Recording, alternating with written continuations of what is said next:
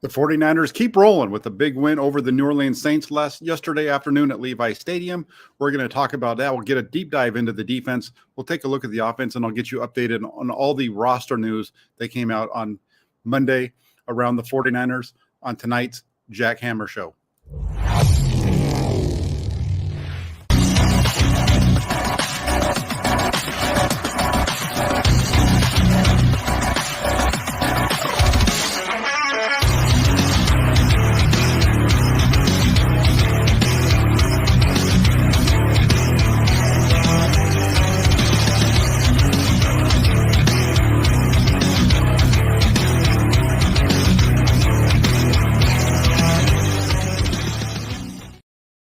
Hey, everybody, it is Victory Monday for the 49ers, and I want to take a shout out really quick before we get into this show. As I said earlier, I'm Jack Hammer from the Santa Rosa Press Democrat. We have a few fine folks over in the comments section already getting this thing started. We have Big Luke Walsh saying hi to everybody. We have Alan Elizer, who is over there, wants to make sure he says hi to all of the members of the Toolbox, the faithful that are here. He asks you to Debo that like button, and he has a question for me as well. I'll get to that one. Longtime Niner fan says Victory Monday. James Foster's in the house as Sup G. And then we also have a few questions. I want to get to these questions. We'll go over some of the comments as far as the game. I want to go through my observations from yesterday's game. I know we did the quick show last night after the game from the stadium. Had a little bit of time to digest that game a little bit and go through it for you guys. We'll see how long it takes. And if you have questions, hit me up in the comment section. We'll make sure I'll get to those and answer those as well for everybody that's watching this live. A couple of things to start off with. The 49ers injury report. Last night, we knew that Elijah Mitchell was down with an MCL sprain. They thought it was going to just be a short-term thing. Kyle Shanahan came and spoke did his Monday conference call with the Bay Area media today. And he let us know that the MCL sprain isn't what they were hoping for. It's actually a much longer in-term time for recovery. They expect Elijah Mitchell to be out with an MCL sprain for anywhere from 6 to 8 weeks. A real tough blow for the second-year running back, dealing with was knocked out of week 1 with a knee injury. Spent all that time working his way back. Finally got back onto the field. Was playing really well. And then on the first series of the game in the second half yesterday, injured the opposite knee on the MCL, and he's going to be out for up to 6 to 8 weeks. The other injuries from the game, Christian McCaffrey, he's dealing with some knee irritation. They think that they'll be able to manage him throughout this week, and so he'll be a go on Sunday against the Dolphins. And also they have offensive lineman Spencer Burford. He sprained his ankle in the second half. They think that they should be able to manage him throughout this week as well. They're hoping that they'll be able to get him back later on in the week. So it sounds like he'll probably miss practice on Wednesday, maybe even Thursday. They're hoping to get him back either Thursday or Friday, though, so he can be ready to go on Sunday against the Miami Dolphins. A big game coming up, but before we get to that big game, let's take a look back. There's a couple of questions that I want to hit up first before I get into that. We have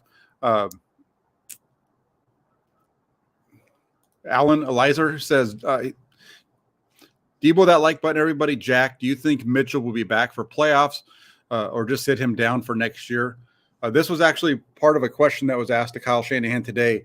And the plan for right now is that they are going to put Elijah Mitchell on IR. They're going to put him back on IR for the second time this year with the hope that in 6 to 8 weeks, he'll be good to go. If you look at the schedule and where everything is right now, that puts them right in line. If it's 6 weeks, that puts them in line for the start of the playoffs. If it's 8 weeks, that comes back right around the time of the championship game weekend and the Super Bowl. So the 49ers hope that they can get Elijah Mitchell back this year.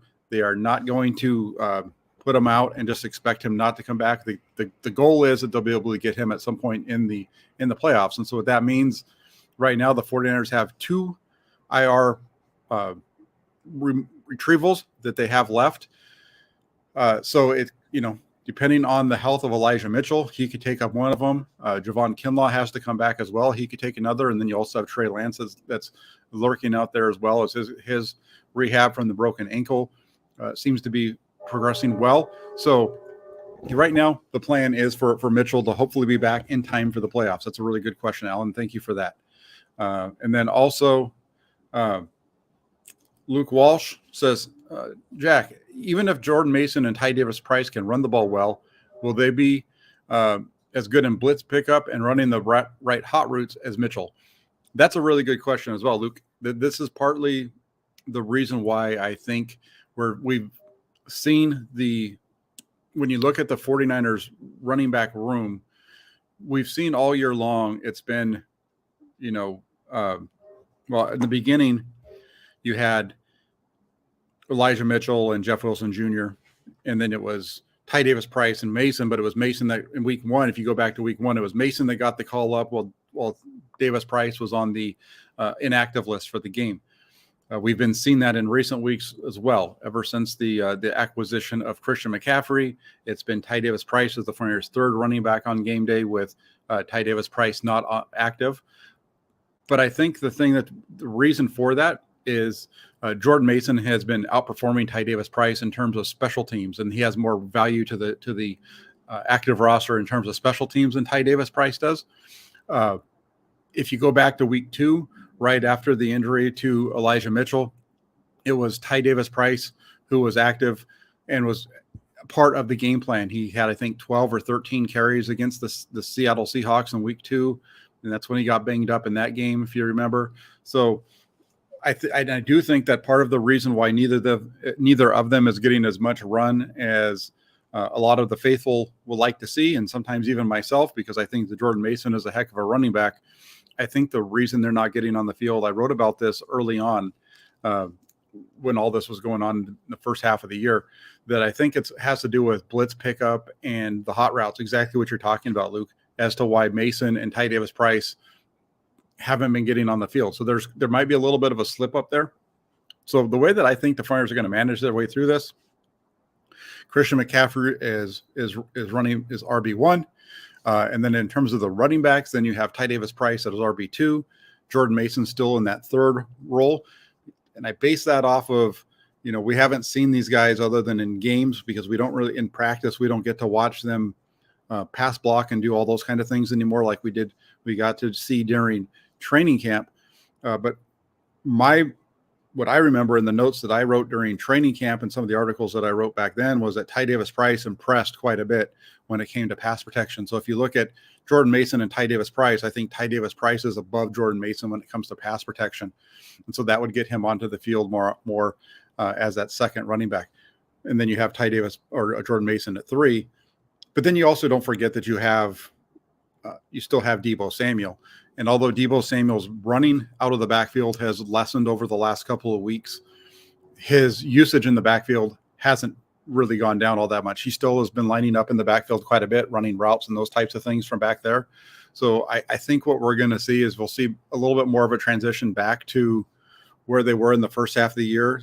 You'll see some more of the go back to the game against the Cardinals when you had both of them in the backfield running all the screens. The week before the Cardinals game, we saw a lot of that from the 49ers. A lot of that screen game where against the Chargers, where you had Deebo Samuel running, maybe it was, depending, Deebo Samuel and Christian McCaffrey running, basically it was the RPO with the read option with the throw coming off of it on the little bubble. That type of stuff. I think that fits really well with the 49ers, and that could be where we see them go moving forward a little bit more to that. So if you're in terms of the running back room, like I said, it's going to be Christian McCaffrey, Ty Davis Price, Jordan Mason, in my opinion. And then, but you got to factor in Deebo Samuel in the backfield. He's probably going to get back to his 5 to 6 carries again. So we'll see how that transitions for the 49ers moving forward. I think they'll be okay in the backfield with that. Just taking a look through the comments, wanting to see, because like I said, shoot a comment over if you want to have me answer your questions. I will definitely get to them tonight. I have some things that I want to talk about as well, and I'll get to those, but I want to hit yours first. Foy Daniel says, Jack, will Trey Lance be active on the roster for the playoffs? So will Trey Lance be on the active roster for the playoffs? I think it's at best 50-50 that he's there. He needs to be fully healthy. He needs to be able to play.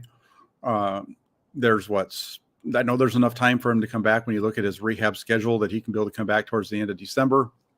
We'll see. Would I rather have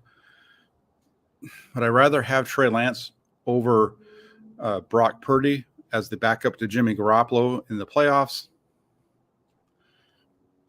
Yeah, I guess. I mean, that's a tough question. I was asked this question earlier. I was doing a show with Ryan Hensley on his channel, the Monday morning show that we do together.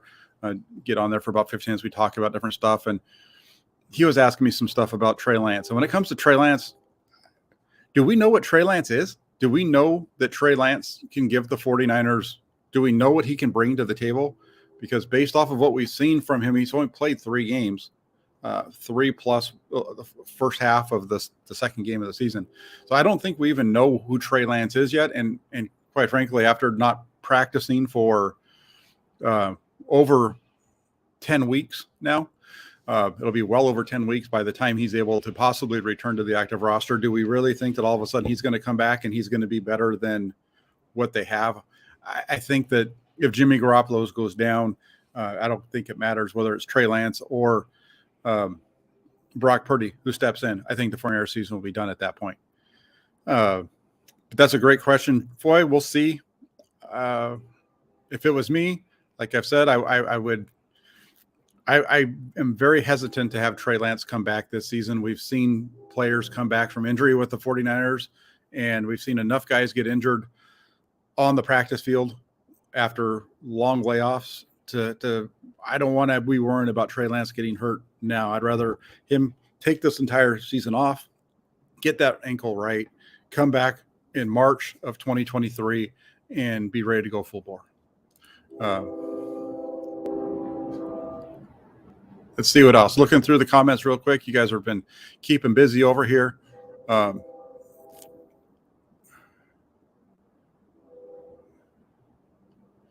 right. So there we go. Now, the big thing for me, the biggest takeaway for me when I looked at this game, and it showed up yesterday, and it definitely showed up, to me as I was going back through this game, kind of reviewing what I in my mind and watching a little bit of the film. I was able to take a little look at the film earlier today. But the 49ers defense, you can't say enough about that group, what they've done. These last 4 weeks in particular have just been outstanding. You look at the 49ers defense, and they just got taken to the woodshed by the Chiefs a few weeks ago, about 5 weeks ago now. But since that point, they've come out and they've played at an extremely high level. No scoring in the second half, 4 straight weeks. As far as the stats go back for the 49ers, we can definitively say that no other team in the NFL has been able to hold opponents scoreless in the second half for 4 weeks in a row since 1970. That's around the time of the NFL merger. On Sunday, they not only managed to keep the Saints off the scoreboard in the second half, they did it in the first half as well. And it was their first shutout since blanking Washington in a downpour back in 2019. So that's a big positive there. You got to remember it was October 20th of 2019, that season. It was a big rainstorm back there in Washington. And the 49ers were able to go out there and shut them out. This one, I think, is even more impressive because of the way they did it. The number of stops that they had to make in the second half, deep in their own end. They just came up big play after big play. They did exactly what they need to do and what we've seen them do so often this season. They don't allow the big plays usually to get behind them. The one exception really with that was the Chiefs game. But for the most part, the 49ers defense does a very good job of keeping everything in front of them. Even the one really big play that New Orleans had yesterday, the 35-yard completion, was still in front of the safety, and so they weren't able to take it to the house. So that was a really good one. And on top of that, not only did they pitch their first shutout since blanking Washington down back in 2019, like I said, it also marked the first time that the Saints had been shut out since week 17 of the 2001 season. So it had been 21 years for the Saints since they had been shut out. The team that shut them out in 2001, the 49ers, when they beat them 38-0. That was with Jim Haslett was the head coach of the New Orleans Saints. So pretty good company there for the 49ers. This has been a good start for the defense. If you go back to the week after the Kansas City Chiefs game, I said that I felt like they're overrated. The reasoning that I said they were overrated back then was they were having a hard time getting off of the field. It seemed like once things started to roll to happen to them, it would just snowball, and then once that snowball started rolling downhill, it just got bigger and bigger and bigger. They've stopped that. They stopped that against the following week against the Rams in the second half. It was a bad start in that game. Second half, they shut them down. Came back against the Chargers, shut them down in the second half, and they've been doing that all ever since. And it's just been a positive thing all the way through for the 49ers defense. Has been outstanding. And then the need to talk about Nick Bosa, right? Bosa is the one who sealed the deal on Sunday. His sack of Andy Dalton was the Saints' final offensive play of the game. Blew around the left tackle, got to the quarterback, took him down. That sack gives Bosa 11.5 on the season. And on top of that, Bosa has now recorded a sack in 9 of his first 10 games this season. That's fantastic. It's, he's almost guaranteed that you're going to see Bosa get to the quarterback at least once every week. And not only has Bosa been good, but his impact on the 49ers defense is noticeable. In the 10 games that Bosa's been on the field this season, the 49ers defense has allowed over 19 points only once. The only game that they gave up more than 19 points with Bosa out there was to the Kansas City Chiefs. That's it. The other time the 49ers defense gave up over 20 was 21 to Atlanta. That was the game when he was staying on the sidelines when everybody kept saying they didn't need Bosa to beat the Falcons. Who knows? If Bosa had been out there that day, the run defense might have been a little bit better. The pass rush might have made it a little more challenging for Marcus Mariota. And even though the 49ers offense screwed it up with the fumble that was returned for a touchdown early on, they still might have been able to come back and win that game. So because they wouldn't have been able to get to 21. But Nick Bosa has been playing at an extremely high level all the way through. 420 Savage coming in here. He says, really quick, before I get to that one, Jesus asked, how is the Burford injury? Jesus, I mentioned that earlier, but he has an ankle sprain. It's not a high ankle sprain. So the expectation is they're hoping that they can get him back. They're hoping that Burford will be back late in this week so that he can play on Sunday. The one positive for the 49ers, when you look at this, is their depth is just so strong that if Burford is unable to go, you're putting in the guy that played right guard for you throughout last season, and Daniel Brunskill. And Daniel Brunskill's played at a decent level this year when he's been on the field. You'd rather have Burford because he's the guy for the future, but you're seeing some good things out of Daniel Brunskill as well when he's on the field. So there you go, Jesus. And then we had the Raheem Mostert discussion that came up yesterday. It started Mostert talking about how talented the team is in Miami, talking about the injury issues and the way that he felt like they dealt with them in San Francisco compared to out in Miami or wherever they are now, how the players need to protect themselves, which I totally agree with. They do. I don't think the 49ers handled the Mostert situation any different than really any NFL team would do.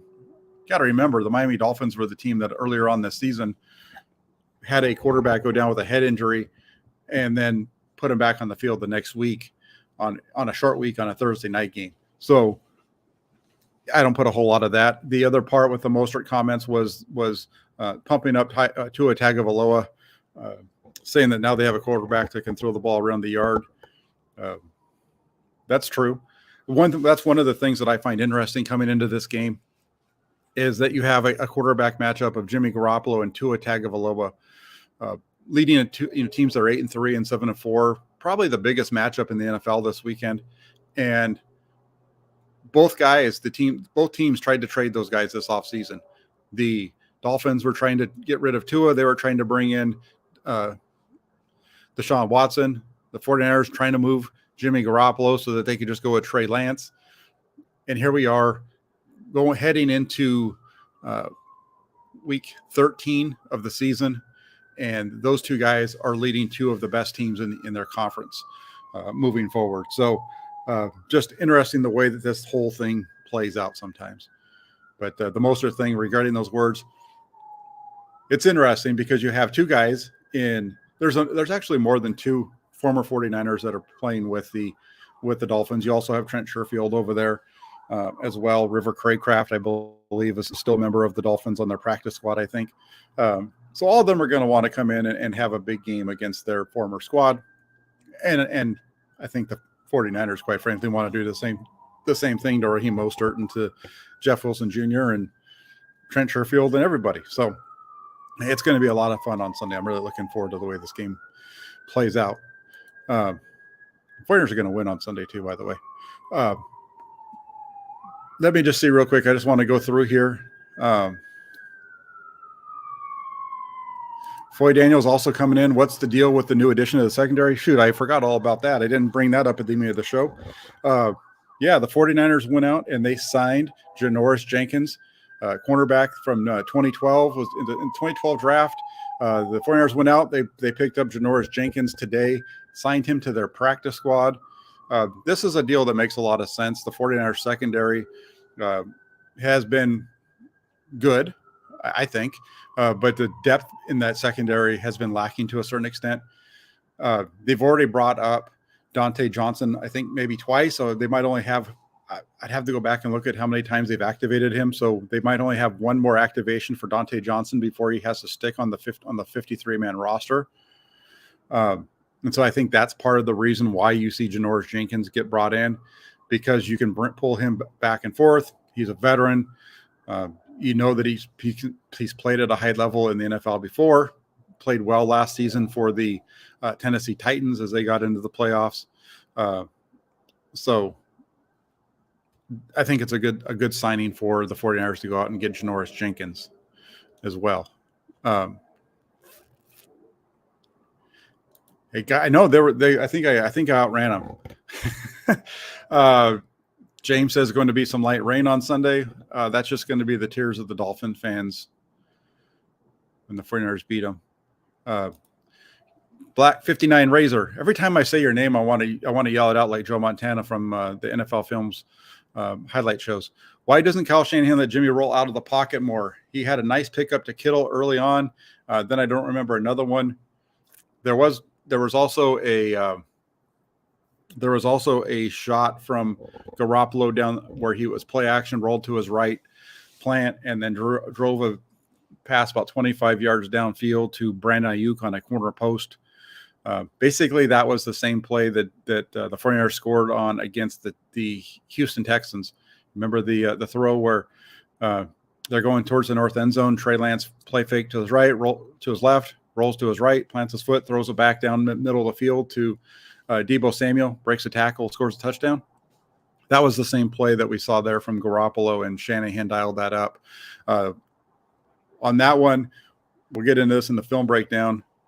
The safety stays over the top, so Ayuk has to cut it off and run it straight across. Garoppolo put it on a rope to him. Really nice gain, and he just wasn't able to break the tackle. But it was a really nice play. I think part of the reason why you don't see him bootleg out so much is Garoppolo, until recently, has really not been all that good when he's not been on the move. He's okay on the short, bootlegs and things like that, but he hasn't been all that great on the move until recently. The other thing, too, is the backside defensive end. We're seeing this with the 49ers on a week in and week out basis, and you're seeing it with all the teams, happen to all the teams that run the Shanahan type of scheme, where it's when the play action is going away, that backside defensive end doesn't stay home. He chases that thing. He's getting after the quarterback. He doesn't want to let that quarterback boot out. It's a free run at the quarterback. They're taking the run at that guy. They're saying, we can stop the run on the front side with the players we have there. We want this backside defensive end to get up the field and get after the quarterback. It works also because by getting up and getting up there to the quarterback, if you are trying to run a reverse, the depth that defensive end is getting is putting him right at that same level as where reverse would be coming to, right? So I think that's partly why we're not seeing Shanahan roll Garoppolo out of the pocket more often. We saw the 49ers having trouble even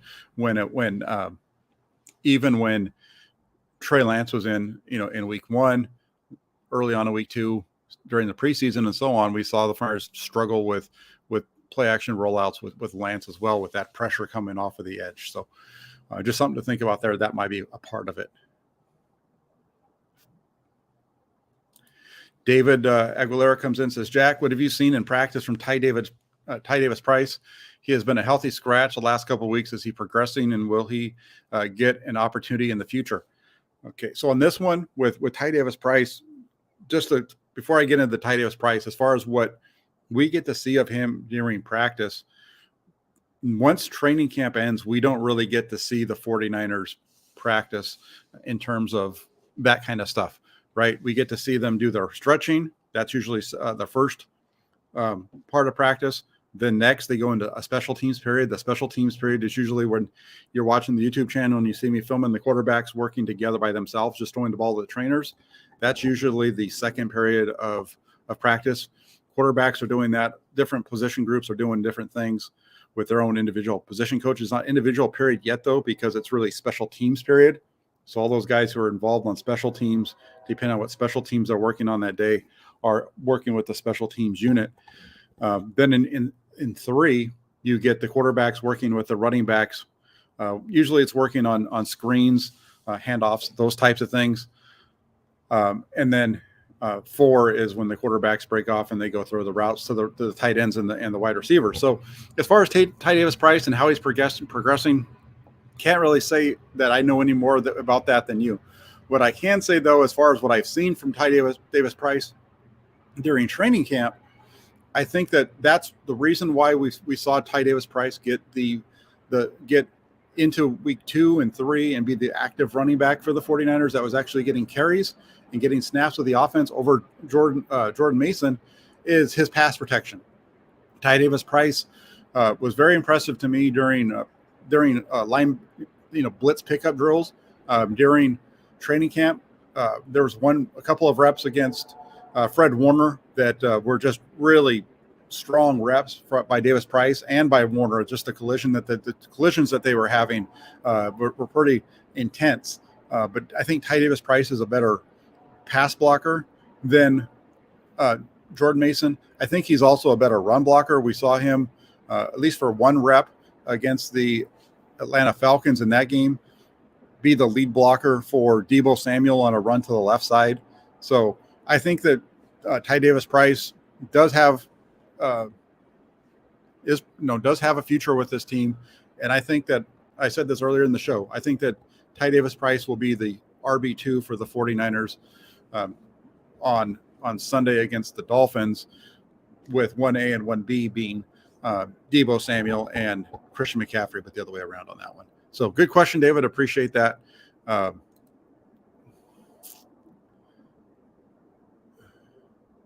Just going through really quick. Big City Man says, do we keep Juice and pay him $7 million next year? I think so. I'll have to go back and look and see, Big City Man, what the salary cap hit would be if they release on what his dead cap number is. That plays a role in it too. If it's $7 million, whether they keep him or cut him, it's a deal where they're going to keep him. The Flyers usually don't let guys go in that situation. So I'd have to look at his salary cap to really tell you. But I have a pretty strong feeling that Kyle Juszczyk is going to be a member of the Flyers next year. Foy Daniels asking, what's the news on Kinlaw now? There is no news on Kinlaw. They're still hoping that he comes back. But for right now, he is still on IR with no set date ahead of us with Javon Kinlaw. The Eric Armstead is progressing. He practiced on Friday. They expect him to continue that process. We'll get a better read on that on Wednesday, whether he's on the field or not. The Dark Angel says, Jack, is Kyle holding Jimmy back from throwing the deep passes? No, Jimmy's holding Jimmy back from throwing the deep passes. He took the shot yesterday to Christian McCaffrey. It was a bad miss. That should have been a big play. Just a bad ball from Garoppolo there. There was a couple other times that I felt like he should have been able to take the deep shots where they were calling shot plays, and he took check downs instead of going to guys that were open further on down the field. So it's when it comes to the the deep passes, that's a Garoppolo thing. That's not a Kyle Shanahan thing. He's calling his offense the way that he always calls it. He's got shot plays built in. He's got deep routes always. Jimmy Garoppolo is taking it, and he's comfortable with the check down and just working the ball down the field, and we've seen that a number of times. But yesterday he did take a couple deep shots. He had the one, like I said, about 25, 26 yards downfield to Brandon Ayuk for a nice completion. But he struggles on those deep balls that he's got to get it. He just doesn't get enough air underneath it a lot of times on those. It's on a line, and so it's got to be a perfect shot. It doesn't really get the ball out there and let the receiver or running back run underneath it. He's got to put a little bit more air underneath it and let that guy run to it. That's one of the things that I think with Garoppolo that'll help him with those deep balls. Francisco says, why is Christian McCaffrey struggling to rush between the tackles? Mitchell, Mason, limited carries, averages are better. Part of it is the fact that those guys have limited carries. I think the bigger issue, though, with Christian McCaffrey, I just don't know if he's really seen things really well right now. Mentioned it last week. There was a couple of times, there was a couple of runs in particular last week where I felt like there were plays to be made for McCaffrey, and he didn't get to the right spot. He's cutting it up inside into the pile instead of cutting it to the outside and getting back up field and those kind of things. I felt like that happened a couple of times yesterday where it looked like there was a cut to the left and it's going to get him outside, but he can get up field right away where he cuts it back in and gets tackled. I think he's just struggling a little bit with seeing where he needs to go in this. It's a little bit different offense. He's run most of the stuff before, but it is a little bit different than what they were doing in Carolina. He's done a lot of this stuff, very similar schemes, even going back to his days at Stanford. He needs to pick it up, and I agree with you. It's been interesting to see how well Mitchell and Mason have been able to run between the tackles with their limited carries, and McCaffrey has been struggling with it.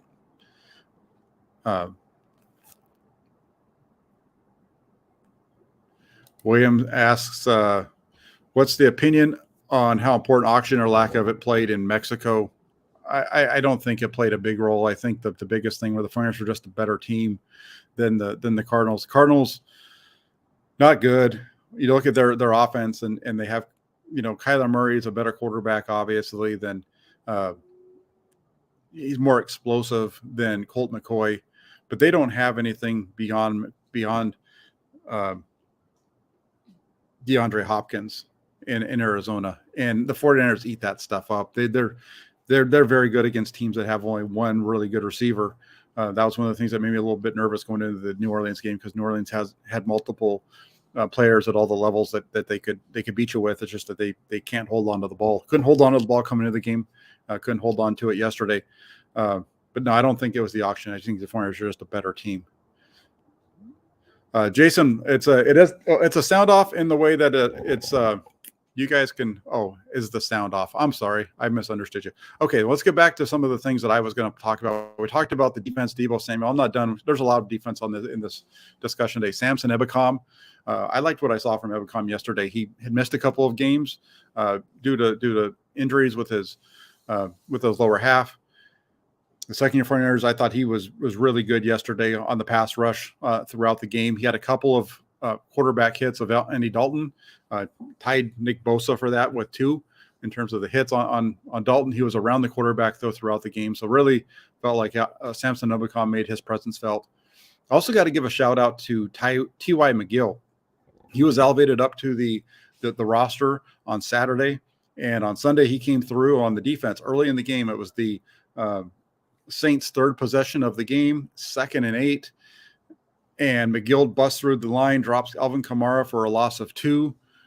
Because of that play by McGill, instead of it being 2nd and 3rd and 8 or 3rd and 6, whatever, it's now 3rd and 10, and the Saints struggled on 3rd and long all day yesterday, and they weren't able to convert it. They got a completion for, I think, a gain of 8 after that.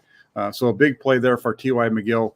Again, Chris Kosarek just churns these guys out in terms of these defensive linemen, and these guys just come out and make play after play. I think the 49ers, defensive scheme is rather simplistic in what they're asking these guys to do, which allows them to play fast and play aggressive. But just a really nice performance on that play in particular for T.Y. McGill. Wanted to make sure that he got a shout out for sure for that. Black 59 Razor says Drake Jackson was rendered useless with Ebicom back. No. Drake Jackson was working as an interior pass rusher in the 49ers nickel and dime sets yesterday. He's more of an outside guy. He got howled on one of the plays. It was a third down scramble from Dalton where he takes off running to his left, and it looked like he got a first down, but then they ended up marking him short of the line to gain.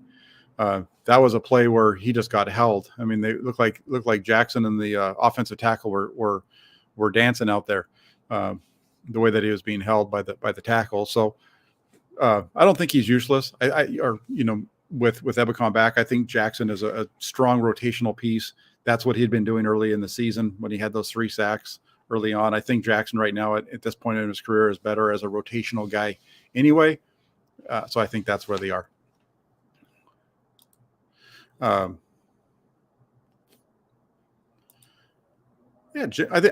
think so. I would think that Jimmy Garoppolo works on things in the offseason. I don't know. That's one of the things with Jimmy Garoppolo, right? I'm pretty sure he does all. I'm being facetious there. NFL players have to work in the offseason to stay healthy and get better, all those types of things. Jimmy Garoppolo is 31, so he's not going to change a great deal. But at the same time, I would like to, Jimmy Garoppolo, I said last year that he would really help himself out in the eyes of, he would have really helped himself out in the eyes of the Flyers fans back in 2020. Leading into that season or the 2021 season, actually into the 2021 season, if he just put out a couple of hype videos of him working out just for the fans, just to have them pipe down, because fan base eats that stuff up like it's the gravy on Thanksgiving turkey. Eric Dane says, Jack, do you think they signed Janoris Jenkins to play the nickel because Jimmy Ward doesn't want to? No, I think they signed Janoris Jenkins because they want to have that depth in the secondary. If you can get a veteran like Janoris Jenkins onto your practice squad, the way that the practice squad rules are right now, you can bring him up and down. You've got 3 games that you can do it. So you can give him a couple of weeks to get healthy, get your scheme down. Maybe even this week. Who knows how well shape he's in. But you can have him be a piece to get you through for these next couple weeks. I don't think it has anything to do with Jimmy Ward. But the only way that would make sense would be you bring Janoris Jenkins back to play outside. I think you have him play more of an outside corner role so that you can get Deommodore Lenoir back into the slot, slide Jimmy Ward back to the safety position, that type of thing. I don't think it's because Jimmy Ward doesn't want to necessarily. So, all right, let's move along on the defensive side. We got through we're almost done. We have 3 more guys. We got to get to the linebackers, the Flyers linebacker crew. Fred Warner, Drayton Greenlaw, those guys are they're right. If they're not the 2 best linebackers in the NFL, they're right there with them. Warner and Greenlaw both were all over the field yesterday. We saw Warner on the opening possession of the game for the Saints knock the ball out of the hands of Alvin Kamara with a peanut punch. Really nice play. The Saints came into this thing minus 12 on the season, turned the ball over. I think it was like 3rd most turnovers in the league coming into the game, something like that. They had 2 more yesterday, so they're now worst in the NFL in terms of turnovers, and they're also worse in the NFL in terms of takeaways. But Fred Warner, right off the bat, gets that ball out, and then as a result of his offense, gets on the field and drives it down for a field goal to get the lead. And then in addition to that forced fumble, we saw Warner record a couple of passes defensed. He had a hit on Andy Dalton, and he finished with 7 tackles. And then over on the other linebacker, Greenlaw, he wasn't going to let Warner have all the fun. He got his hands on Kamara in the 4th quarter during one of the Saints' possessions. It was a little check down.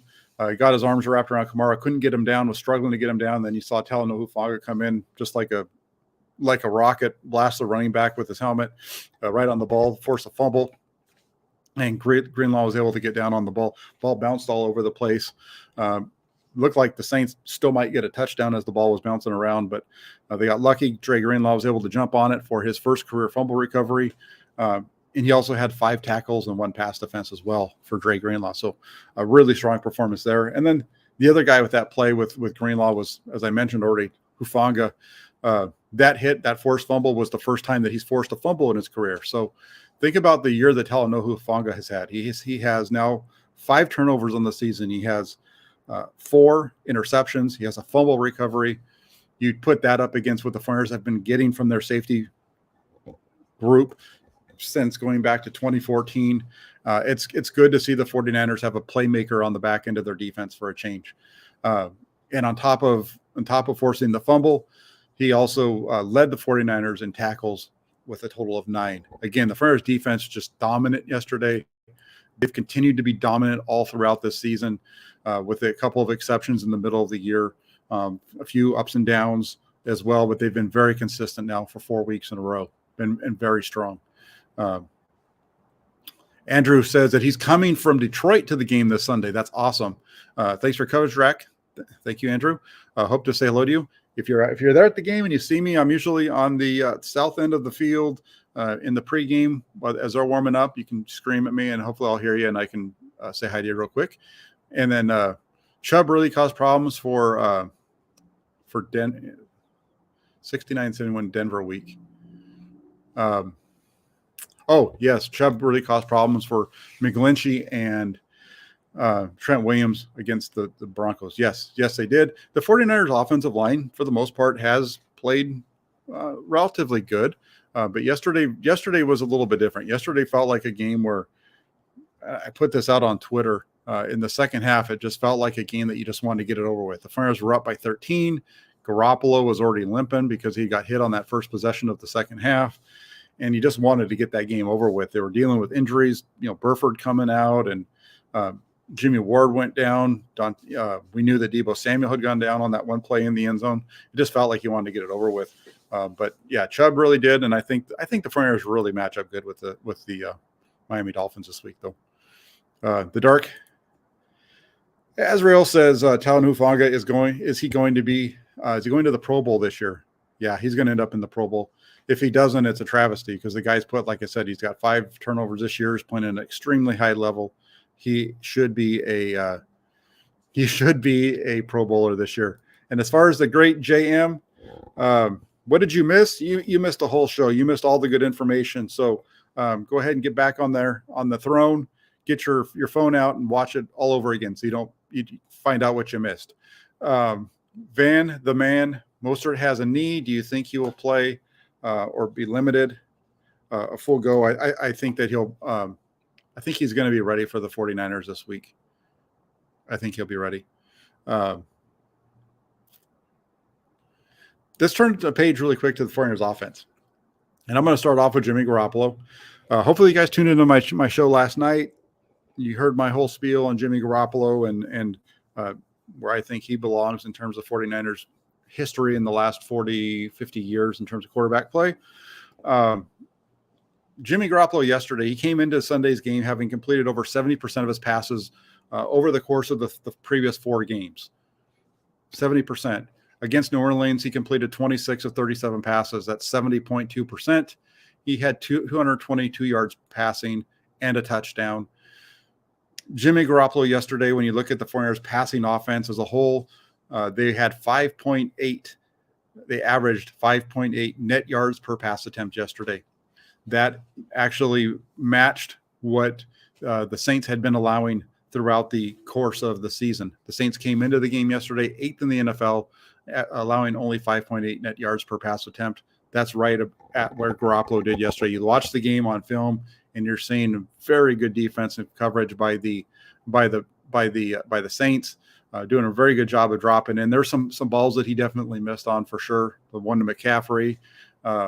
There was a play in the red zone that could have gone to McCaffrey as well, but he read instead. He working on the left side. He works the right side, and it's one of those plays where it's a 3-step, boom, boom, boom. You're not dropping back, looking at one side and then coming back to the other. It's you either picking the left side to work or the right side. He chose to work the right side. We'll get into all that during the film breakdown, but I thought the Garoppolo played okay. I'd say I give him a B minus for the performance he had yesterday. Even though he came close, did have an interception. That's now 4 games in a row, 5 weeks because of that bye week that Garoppolo hasn't had an interception. That's the longest in his career.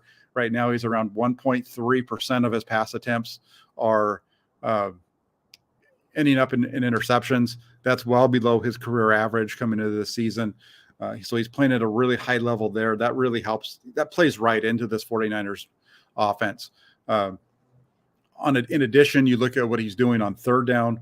Garoppolo is top 10 in the NFL on converting 3rd and 7 or longer into first downs and touchdowns. He's in the top 10 in that.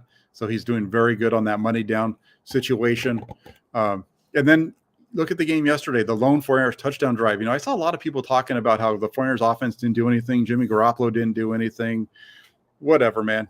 Jimmy Garoppolo, like I said, he completed 70% of his passes. I know they only put up 13 points. Should have been at least 16. They went forward on 4th and goal. It was a tough play for the 49ers. It was pretty well covered.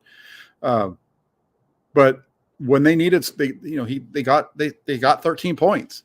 They won by 13 points. The defense played great, but the offense did what they had to do to help win the game.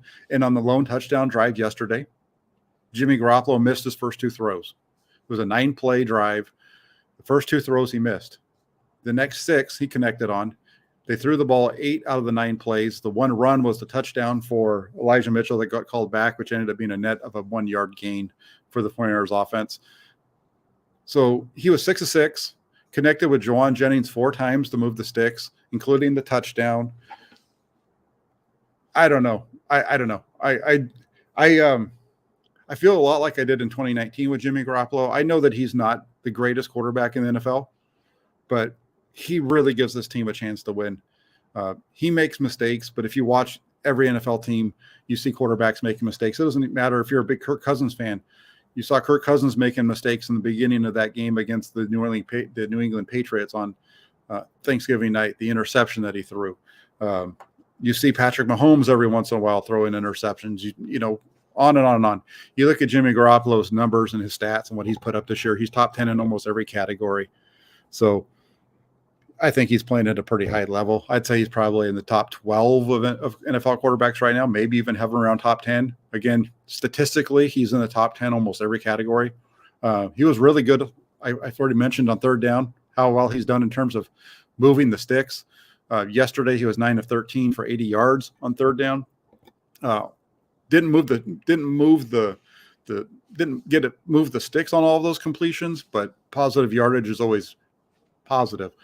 So I felt like Jimmy Garoppolo played a good game yesterday. Like I said, I put him in at a B-, B-. So above average to just slightly above average to above average is what I felt like his performance was. And he's playing against a defense. Again, he got hit 4 or 5 times yesterday.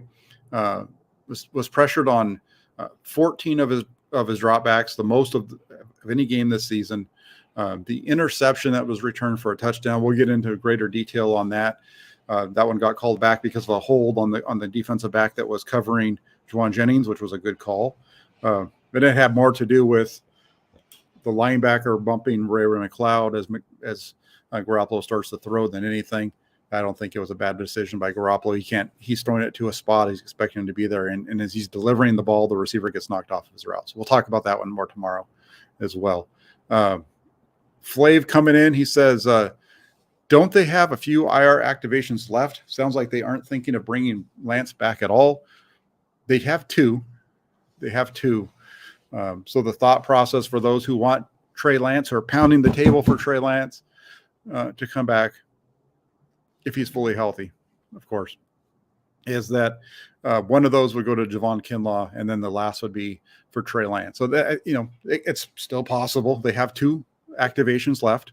One of them could be for Lance. One could be for Elijah Mitchell. It all depends on how Javon Kinlaw is doing, or it could be for Javon Kinlaw and Elijah Mitchell. Who knows?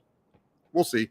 I already got on my Lance stuff early, and I would love to debate some folks on Trey Lance and where we think he is, especially after not playing for multiple months and not even able to practice. But that's where we are on that, Flav. Thank you very much for the super chat. You're awesome. Appreciate it. Let's see what else. King Mufasa says, would have been 3 more touchdowns, but red zone is not Kyle. He struggles. It's interesting. They just don't run the ball very well down in the red zone right now. And I think part of it is because when they get into the red zone, they continuously go into 11 personnel. I understand the reasoning behind it is because they're trying to spread the defense out. I don't think their offensive line is one that really dominates in terms of It's not like the 2012 49ers, right, where you could just line up and those guys were just maulers and they would just drive people off the ball. This group doesn't do that. So they've got to get 11 personnel on the field to spread everybody out so then they can create running lanes that way if they're going to try to run the ball. And we've seen them really struggle to get into the end zone from that deep red zone area. They've been able to get down there into the side of the 10, but they can't punch it. I think part of it's because that offensive line doesn't get enough push, and so they're having to spread people out instead. Let's see what else we have.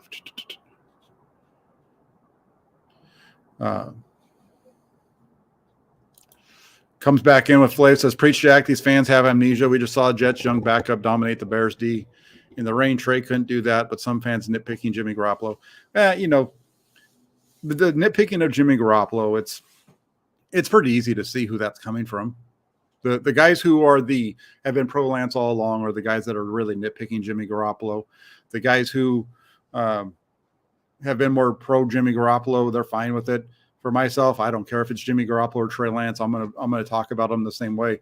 I just feel like Jimmy Garoppolo is playing at a pretty good level. He's playing around the same. The thing with Jimmy Garoppolo that we've always said, anybody that's talking 49ers doing this kind of thing should agree, is that one of the things that's always been the biggest weakness with Jimmy Garoppolo is his penchant to turn the ball over. And so the discussion has always been Jimmy Garoppolo, the 49ers would be so good if Jimmy Garoppolo would just stop turning the ball over. Well, you know what? He stopped turning the ball over. We've gone 4 weeks without an interception, and we're still going to nitpick him about bullshit from yesterday. That's just the way it is. Then, going back to that offensive side, Juwan Jennings as well. Like I said earlier, him and Garoppolo teamed up on that one drive, the touchdown drive. Garoppolo was 6 of 6 after missing the first 2. 4 of those completions went to Juwan Jennings. Jennings ended the day with 6 catches for 49 yards. He had 7 targets. Of those 6 catches, 4 of them came on the 49ers touchdown drive. 42 of the 49 yards came on that touchdown drive, including the 5-yard touchdown from Garoppolo. So really big game yesterday for Juwan Jennings, who Matt Mayoko was asking him some questions as far as what his nickname would be. And it's Third and Juwan, or the other one that I heard this morning was that the nickname for Juwan Jennings should be Chains, because that's all he does is move the chains. I kind of like that one better than Third and Juwan. So I think I'm going to roll with Chains from now on. So when we're talking about Juwan Jennings, if I say Chains, you're going to know that I'm talking about Jennings, because that's what he does. He moves the chains. Juwan Jennings, the chain mover. And he's been doing that all along. Yes, I agree with you, Village Idiot. A better throw and Jennings would have scored on the out pattern.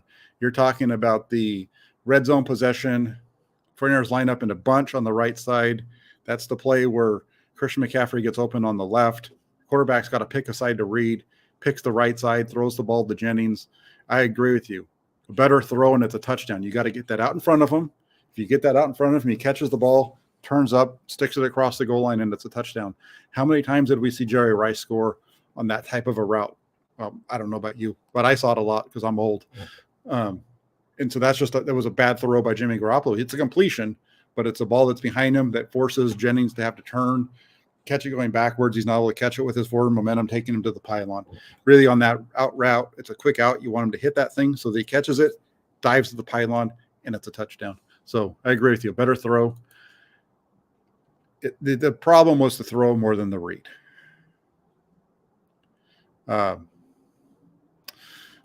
Yes, Jennings just doing really well. Terradome comes in and says, Jennings, I call him the calculator because you can count on him. That's a good one, too. So we got Chains. We got the calculator. I'm going to write that one down as soon as we're done. The calculator. I like that one, Terradome. You might see that pop up in one of my shows, one of my write-ups sometime soon here. That's a good one. The calculator. I like that. Is Tom Brady coming to Santa Clara next season? Asked Foy.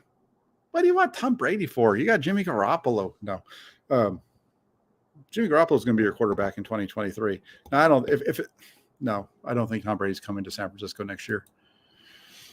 He's probably going to play till somebody has to drag him out of the building, though. let's see what we got. And then still going. One more player I got to talk about. I got to talk about a bunch of guys. The offensive line, we got to get into the offensive line a little bit, because that offensive line yesterday, they struggled against New Orleans. I said that going into the game that I thought they were going to struggle a little bit. You looked at it, the Saints came into this. They were, I think, in the top. They were either 6th or 8th in terms of sack percentage coming into this game. Guys all over the field, and they were all over Jimmy Garoppolo yesterday. Aaron Banks had a particular different. When you look at it, it was really Aaron Banks had a really rough day. The second-year guard allowed 7 of the Saints 14 pressures yesterday. Aaron Banks, 7 of the 14 pressures the 49ers gave up were due to him. Trent Williams, Spencer Burford each gave up 2 pressures, and then you had Daniel Brunskill, Jake Brendel, and Mike McGlinchey each allowing a single pressure. And the 49ers also struggle a little bit to open up the ground game as well. We talked about that earlier when we were talking about the running backs and Christian McCaffrey and those types of things. The offensive line has struggled there as well. And then you had the one long run by Deebo Samuel yesterday, the 16-yard run by Deebo get called back because of a hold on Brendel. You also had the 32-yard touchdown run by Elijah Mitchell get called back, but that wasn't because of the offensive line. That was a hold on George Kittle downfield. So the 49ers offensive line definitely struggled a little bit yesterday. I thought it was to be expected given who they were going up against. You know, that's the thing really quick. I know what the Saints record is, but if you watch the Saints, you have a team that's really good. You have a lot of talent on the defensive side of the ball, and you have a lot of talent on the offensive side of the ball there. Their problem is that they can't hold on to the ball. The turnovers just killed the New Orleans Saints. They've been doing it all season long. But I think some of that goes down to the fact that's kind of what happens when you have maybe a little bit aging players.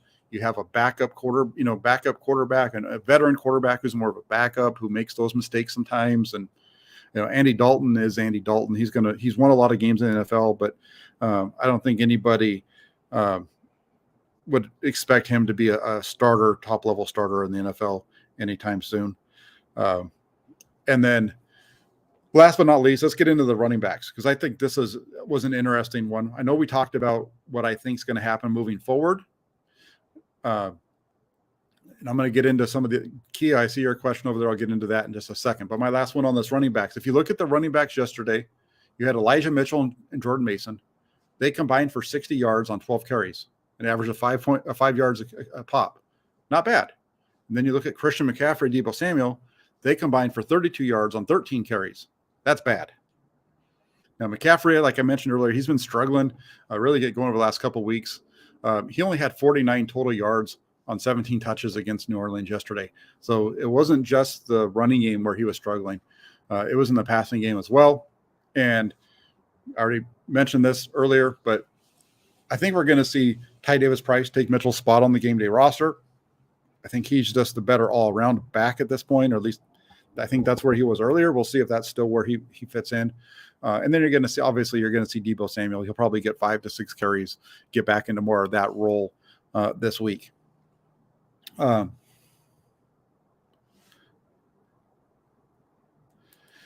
says, couple questions and we'll wrap this thing up for tonight. Says, Jack, my biggest concern is still the secondary. Looks shaky on third down versus the Cards in the first half. Lenore holds every single play. Feel like a good quarterback takes advantage of them. What are your thoughts? I agree. I think the 49ers secondary, that's why they were so much better when they had Emmanuel Moseley. It's very similar to last year in terms of the injury issues and those types of things, making them a little bit shaky at one. I think Lenore's been playing okay, though. And the biggest thing, the Cardinals, they had a couple of screens and those kind of things, but they really, outside of DeAndre Hopkins, there was nobody there that was gonna hurt you. So yeah, they're a little shaky. There's some good quarterbacks that are going to hurt them. This is going to be an interesting one to watch. Tua Tagovailoa has so many weapons to work with. It's going to be interesting to see how that goes for the 49ers. But I said it earlier, 49ers are going to win on Sunday. The 49ers defense is the best defense that the Dolphins have played this season. It's right up there with the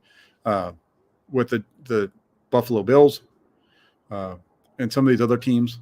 I think the 49ers are going to hold Miami under 20 on Sunday. Kia asks, are the Dolphins better than the Saints? Yes, they're better than the Saints. They have better weapons. They don't turn the ball over as often. That's the biggest thing. They're better with the ball there. I think that's one of the parts that you've seen with Mike McDaniel brought to their deal. So I definitely think that the Dolphins are better than the Saints. Dolphins are one of the better teams in the NFL. I just think when you look at the 49ers defense and how good that defense is, we're going to see that on display again on Sunday. I don't know why I'm calling my shot so early. I shouldn't be doing that. Black 59 Razors doing the work for me says, please like and subscribe, everybody. If you can, that would be fantastic. Really quick, just looking to see if there's one more. And